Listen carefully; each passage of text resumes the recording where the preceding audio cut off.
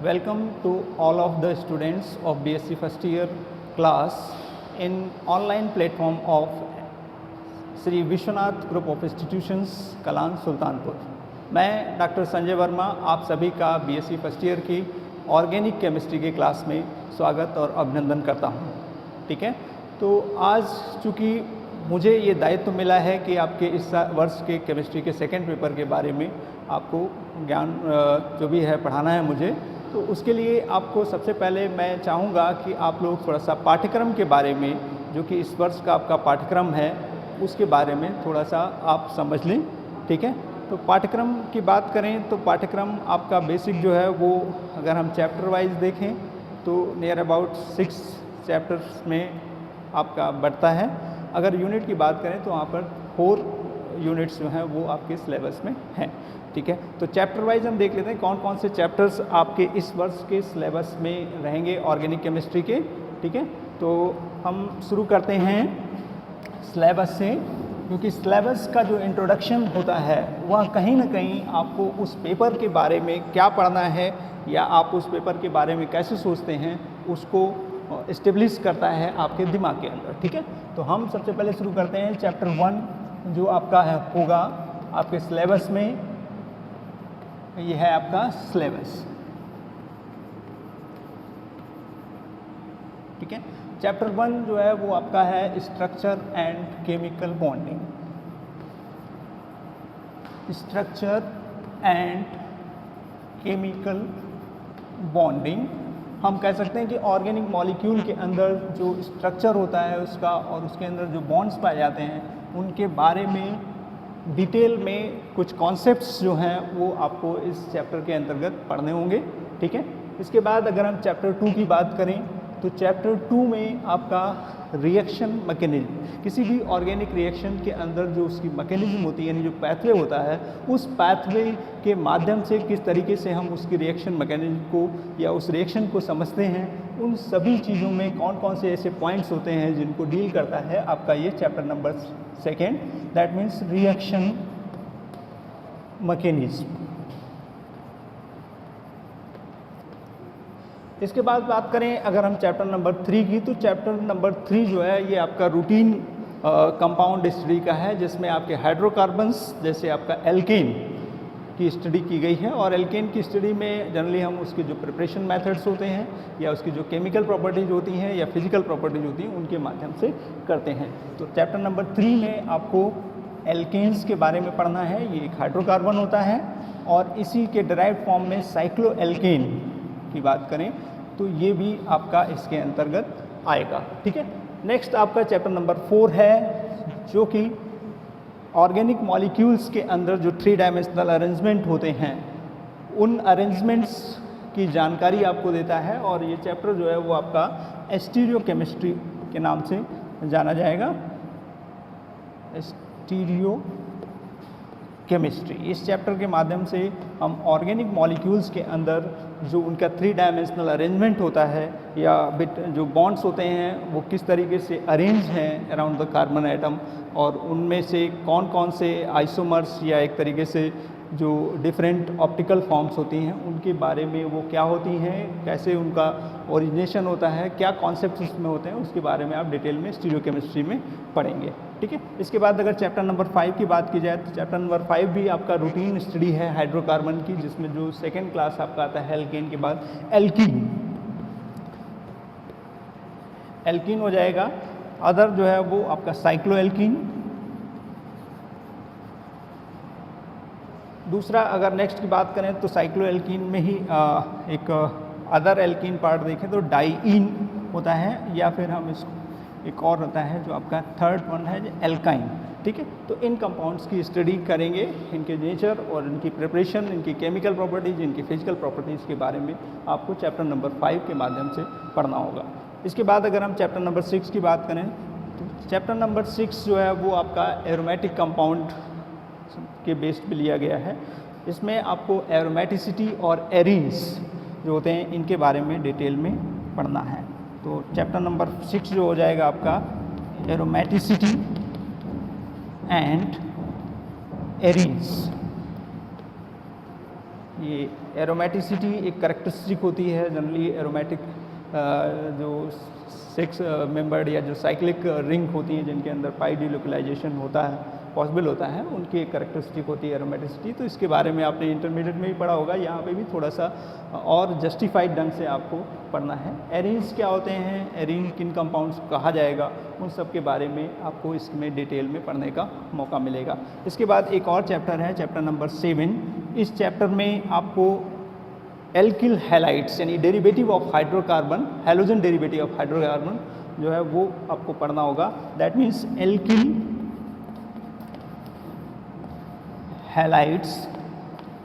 Alkyl halides में इनकी preparations और इनकी स्टेबिलिटी और इनका जो नेचर है उसके बारे में डिटेल में पढ़ने को मिलेगा। इसके अलावा एरिल हैलाइड्स भी आपको पढ़ने हैं, ठीक है। तो ये आपका होल सोल आपका जो है वो एक तरीके से सिलेबस है।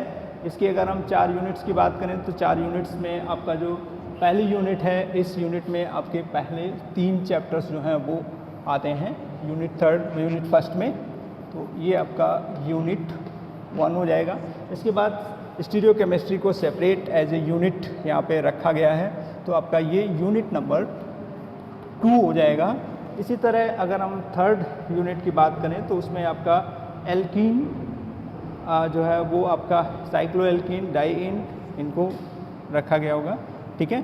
तो ये आपका यूनिट 3rd हो जाएगा। इसी तरह लास्ट के जो दो चैप्टर हैं इनको आप यूनिट 4 में पढ़ेंगे। तो ये आपका ओवरऑल सिलेबस है।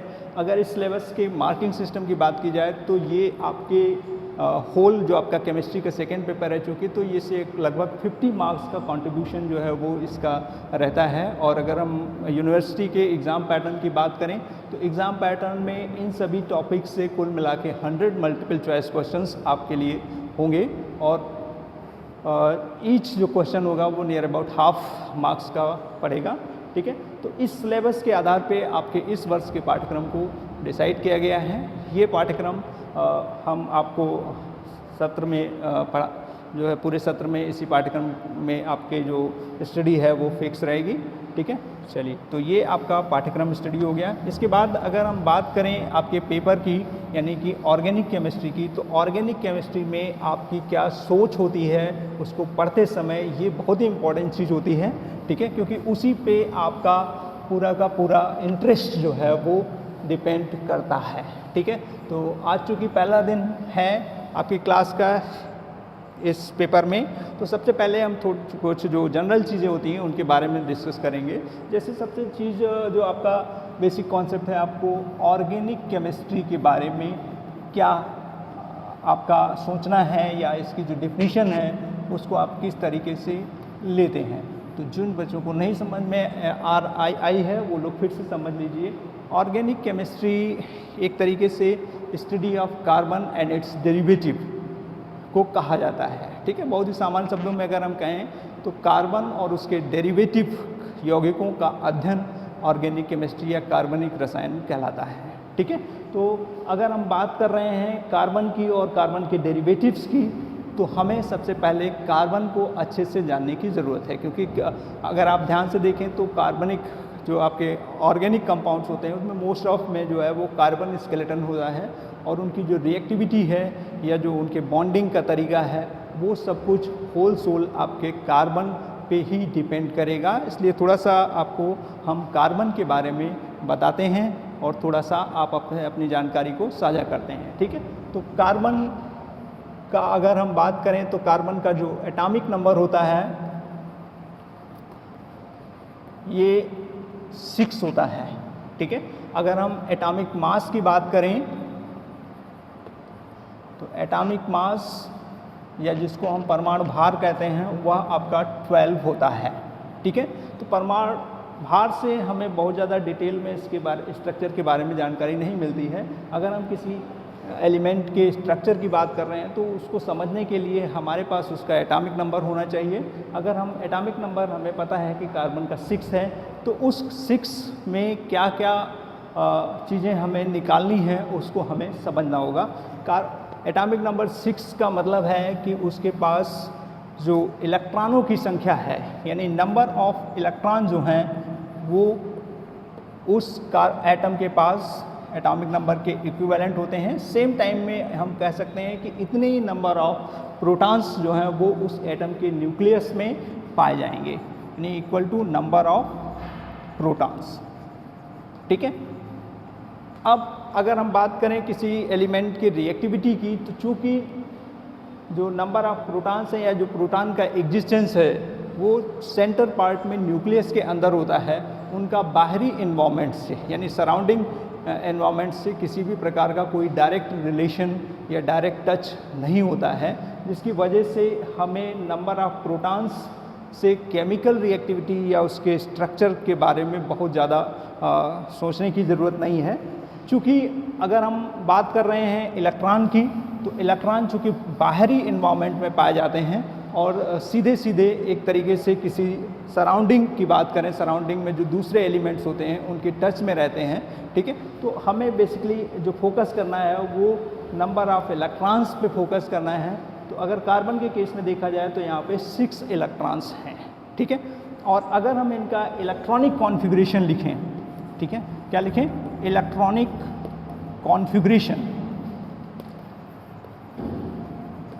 तो इलेक्ट्रॉनिक कॉन्फ़िगरेशन में एक ओल्ड मॉडल ट्रेडिशन भी आपका चलन में देखा होगा, जिसमें हम इस तरीके से 2,4 इस तरीके से भी लिखते हैं, या इसको अगर थोड़ा सा मॉडर्न वे में जाएं तो इसको हम लिख सकते हैं 1s2 2s2 2p2। ठीक है। ये थोड़ा सा एडवांस टाइप का जो आपका करंट में आजकल जो प्रचलन में है, ये वाला इलेक्ट्रॉनिक कॉन्फ़िगरेशन प्रचलन में है।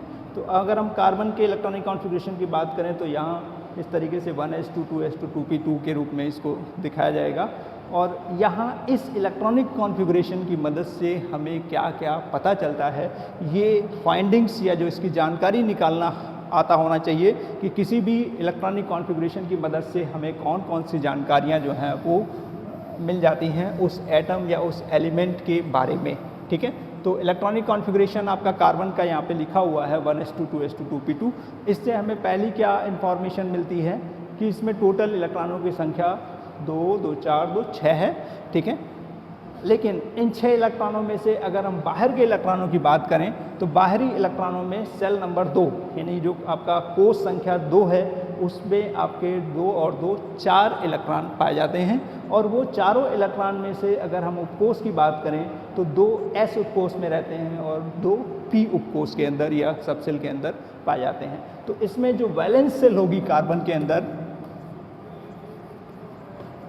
वैलेंस सेल, इसका जो नंबर होगा वो 2 होगा। ठीक है। तो सेल नंबर 2 या n बराबर 2।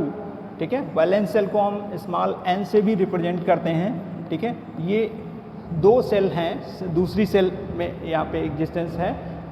तो दूसरी वैलेंस सेल जो है वो सेकेंड नंबर की है। वैलेंस सेल कहते किसे हैं, वास्तव में जो सबसे बाहरी कक्षा होती है किसी भी एटम के अंदर, जो आउटर सेल होती है उसी को हम वैलेंस सेल कहते हैं। चाहे उसमें इलेक्ट्रॉन का एग्जिस्टेंस 1 मिनिमम 1 अगर है तो वह उसकी वैलेंस सेल कहलाएगी। ठीक है। तो वैलेंस सेल कार्बन के केस में सेकेंड वाली है और इसके अंदर जो सब सेल यानी उपकोष एग्जिस्ट करते हैं, आपको पता होगा सेल नंबर 2 के लिए जो उपकोषों की संख्या है वो भी 2 होती है। एक आपका s उपकोष होता है और एक p उपकोष होता है। ठीक है।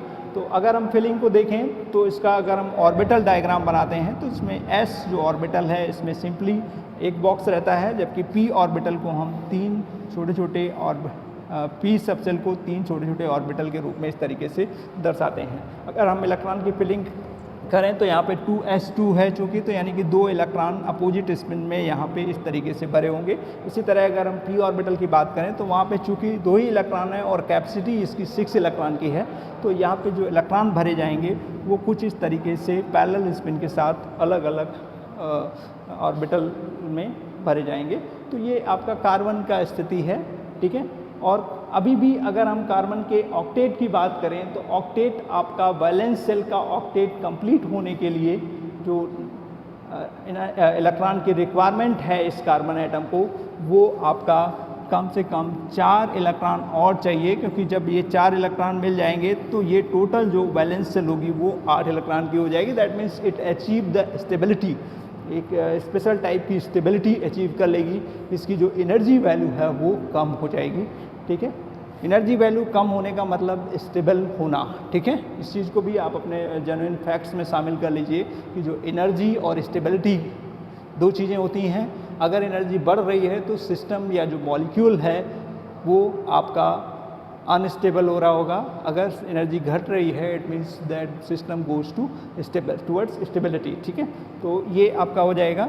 इसके बाद अगर 4 इलेक्ट्रॉन की कमी है उसके ऑक्टेट को कंप्लीट करने के लिए, तो ये 4 इलेक्ट्रॉन को अपने अंदर या अपनी वैलेंस सेल में जो स्पेस है, देखिए पी सब सेल के अंदर अभी भी स्पेस है और इस स्पेस में 2 इलेक्ट्रॉन यहाँ आ सकते हैं, एक इसमें भी आ सकता है और एक इसमें भी आ सकता है, यानी टोटल 4 इलेक्ट्रॉन के स्पेस इसके पास है।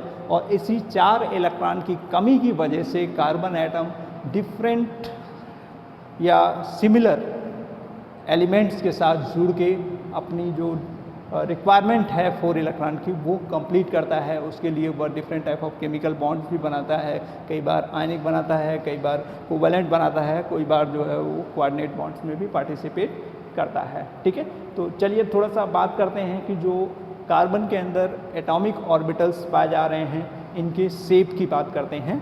ठीक है, तो shape of atomic orbitals in carbon atom. ठीक है, shape of orbitals in carbon atom. Carbon atom के अंदर जो ऑर्बिटल्स पाए जाते हैं, अपने अभी इलेक्ट्रॉनिक कॉन्फ़िगरेशन देखा, वहाँ पे 2 ही प्रकार के जो सबसेल है वो एग्जिस्ट करते हैं। दैट मीन्स आपका S subshell and P subshell. ठीक है, तो एस और पी की अगर बात करें तो जो एस सबसेल का शेप होता है, ठीक है, एस ऑर्बिटल कह लें, तो एस ऑर्बिटल का जो शेप होता है ये होता है आपका स्फेरिकल। कैसा होता है? स्फेरिकल। और इसको हम इस तरीके से सर्किल के रूप में अरेंज करके दर्शाते हैं। दैट इज़ ये आपका एस ऑर्बिटल होगा। ठीक है, इसी तरह अगर हम पी सबसेल की बात करें तो पी सबसेल में जो पी ऑर्बिटल्स होंगे, आपको पता होगी इनकी संख्या जो है वो 3 होती है। और इनके अगर ओरिएंटेशन की बात की जाए तो वो एक्स, वाई और जेड कोऑर्डिनेट्स पे एग्जिस्ट करते हैं। और इन्हीं कोऑर्डिनेट्स के आधार पे हम 3 अलग अलग तरीके के पी ऑर्बिटल्स को डिजिग्नेट कर सकते हैं, P X, P Y and P Z. ठीक है, तो इनके अगर शेप की बात की जाए तो शेप जो है वो आप एक तरीके से डंबल शेप होता है इस तरीके का। ठीक है, और शेप से जुड़ा हुआ एक फैक्ट भी आपको बताना चाहेंगे। वास्तव में जो ऑर्बिटल का शेप होता है वो किस तरीके से निर्धारित किया जाता है, उसको किस तरीके से वेरीफाई किया जाता है। एक्चुअली में ये वो एक पैथ होता है जिस पे उस ऑर्बिटल के अंदर पाए जाने वाला इलेक्ट्रॉन मूव करता है। ठीक है, क्योंकि इलेक्ट्रॉन हमेशा मूविंग पोजीशन में रहते हैं, तो वो इस पाथ से होते हुए यहाँ पे इस तरीके से मूव करते रहते हैं। ठीक है, तो उसी को हम उसका ऑर्बिटल शेप जो है वो कंसीडर कर लेते हैं। और इलेक्ट्रॉन्स मूव करते हैं, इसको ऑब्जर्वेशन जो है वो उसकी मैग्नेटिक फील्ड के अकॉर्डिंग किया जाता है कि जहाँ जहाँ जिस बात पे मैग्नेटिक फील्ड मिलती जाती है हम मान के चलते हैं इलेक्ट्रॉन वहाँ से लगातार मूव कर रहा होता है। और इसी वजह से उसके डिफरेंट शेप्स जो हैं वो आते हैं। तो अगर हम यहाँ पे पी सबसेल की बात करें तो पी सबसेल 3 प्रकार के होते हैं। जो वाई कोऑर्डिनेट पे एग्जिस्ट करता है दैट मीन्स हम उसको पी वाई कह सकते हैं। सिमिलरली अगर कोई एक्स एक्सिस पे भी ओरिजिनेट कर रहा होता है तो ये आपका पी एक्स हो जाता है। इसी तरह अगर वाई कोऑर्डिनेट्स जेड कोऑर्डिनेट्स पे कोई ओरिएंट कर रहा होता है तो उसको हम पी जेड कहते हैं। ठीक है, ये आपका पी जेड। तो इस तरीके से 3 डिफरेंट जो ऑर्बिटल्स हैं, P orbitals, according to their orientation in coordinates, they are named as px, py, pz, ठीक है। तो इस प्रकार से आपका जो ऑर्बिटल के शेप हैं वो निर्धारित भी किए जाते हैं और वो यहाँ पे रहते हैं, ठीक है। तो ये ऑर्बिटल्स आपके कार्बन के अंदर पाए जाते हैं, ठीक है। और ये इस तरीके से इनको रिप्रेजेंट भी किया जा सकता है कि s ऑर्बिटल हो गया, ये p ऑर्बिटल हो गया। तो आपने देखा कि आपके कार्बन के एटम में जो दो स्पेसिफिक टाइप के जो आपके s एंड p ऑर्बिटल्स पाए जाते हैं उनके शेप इस प्रकार से हैं, ठीक है। तो चूँकि आज पहला लेक्चर है, इस वजह से इस जो भी आपकी आज की स्टडी है वो यहीं पे समाप्त की जाती है। नेक्स्ट लेक्चर में हम चैप्टर नंबर 1 जो है वो स्टार्ट करेंगे, ठीक है। तो आप लोग रहिएगा रेगुलर और उम्मीद करते हैं जल्दी आपसे फेस टू फेस कॉलेज परिसर में आपकी क्लास में आपसे मुलाकात हो, ठीक है। आप लोग ध्यान से रहिए और कोविड-19 के इस दौर में जो लगभग इस समय लग रहा है कि रुक रहा है, लेकिन आप लोग थोड़ा सा सेंसिटिव रहिए क्योंकि जो रुक रहा है या जो डिक्रीमेंट देखने को मिल रहा है इस समय केसेस में, उन केसेस की संख्या घट के 0 हो जाए, ये कामना करते हैं, ठीक है। ये जो दूसरी लहर सुनने में आती है उसको अवॉइड करना है, ठीक है। तो स्टे होम और स्टे हेल्दी। Okay, thanks.